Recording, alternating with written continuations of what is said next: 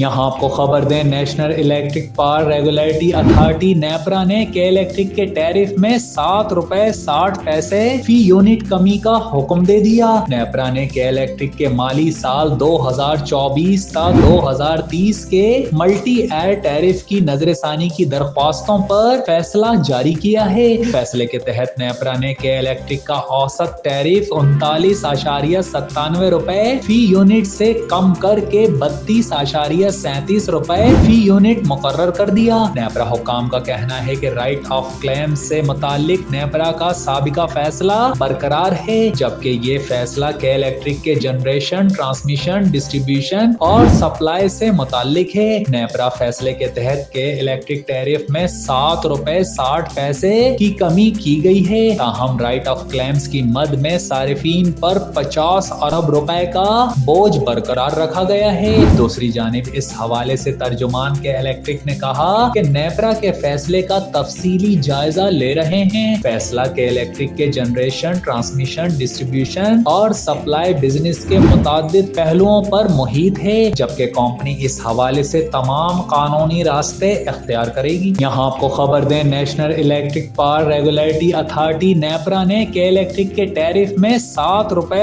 60 پیسے فی یونٹ کمی کا حکم دے دیا۔ نیپرا نے کے الیکٹرک کے مالی سال 2024 تا 2030 کے ملٹی ایئر ٹیرف کی نظر ثانی کی درخواستوں پر فیصلہ جاری کیا ہے۔ فیصلے کے تحت نیپرا نے کے الیکٹرک کا اوسط ٹیرف 39.97 روپے فی یونٹ سے کم کر کے 32.37 روپے فی یونٹ مقرر کر دیا۔ نیپرا حکام کا کہنا ہے کہ رائٹ آف کلیم سے متعلق نیپرا کا سابقہ فیصلہ برقرار ہے، جبکہ یہ فیصلہ کے الیکٹرک کے جنریشن، ٹرانسمیشن، ڈسٹریبیوشن اور سپلائی سے متعلق ہے۔ نیپرا فیصلے کے تحت کے الیکٹرک ٹیرف میں 7 روپے 60 پیسے کی کمی کی گئی ہے، تاہم رائٹ آف کلیمز کی مد میں صارفین پر 50 ارب روپے کا بوجھ برقرار رکھا گیا ہے۔ دوسری جانب اس حوالے سے ترجمان کے الیکٹرک نے کہا کہ نیپرا کے فیصلے کا تفصیلی جائزہ لے رہے ہیں۔ فیصلہ کے الیکٹرک کے جنریشن، ٹرانسمیشن، ڈسٹریبیوشن اور سپلائی بزنس کے متعدد پہلوؤں پر محیط ہے، جبکہ کمپنی اس حوالے سے تمام قانونی راستے اختیار کرے گی۔